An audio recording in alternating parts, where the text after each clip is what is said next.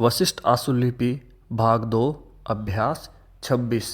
माननीय सभापति जी, पिछले वर्ष में जो कपास के किसानों को खराब कीटाणुनाशक दवाओं के कारण तथा महाजन से अधिक ब्याज पर ऋण लेने के कारण या प्राकृतिक आपदाओं के कारण या आर्थिक तंगी के कारण आत्महत्याएं करनी पड़ी, इससे इस वर्ष के संदर्भ में भी देखा जाना चाहिए।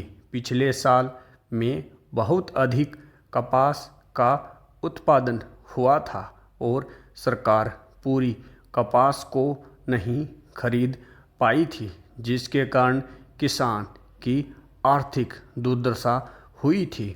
भारत एक कृषि प्रधान देश है और यहाँ का किसान भारत के 100 करोड़ लोगों को भोजन दे रहा है। जो किसान 100 करोड़ लोगों को भोजन दे रहा है, स्वयं वह और उसके बच्चे अगर भोजन रहित सोए या उन्हें आर्थिक तंगी के कारण आत्महत्या करनी पड़े या अपने बच्चों को मजबूर होकर बेचना पड़े, तो इससे गंभीर बात देश में नहीं हो सकती है।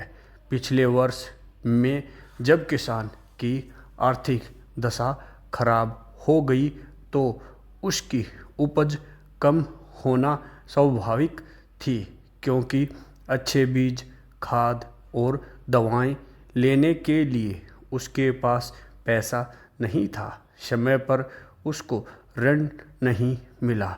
आंध्र प्रदेश में भी कपास के 37 किसानों ने आत्महत्याएं की थी और उस वक्त रिजर्व बैंक में इसके अध्ययन के लिए एक समिति का गठन हुआ था, लेकिन आज तक किसी भी सरकार ने गठित उस समिति के सुझावों को प्रकाशित नहीं किया और न ही उन सुझावों पर अमल किया। सदन को और इस देश के लोगों को अभी तक यह भी पता नहीं कि उस कमेटी की रिपोर्ट क्या थी।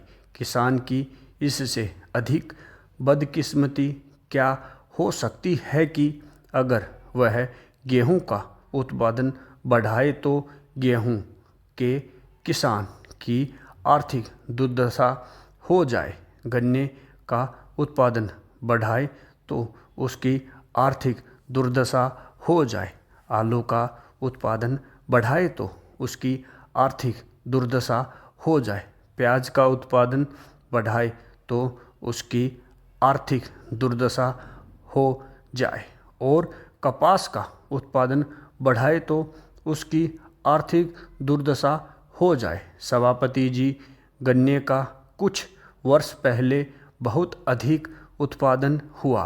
किसान को अपना गन्ना अपने खेतों में जलाना पड़ा था। इसी तरह से 3 साल पहले प्याज का उत्पादन बहुत अधिक हुआ।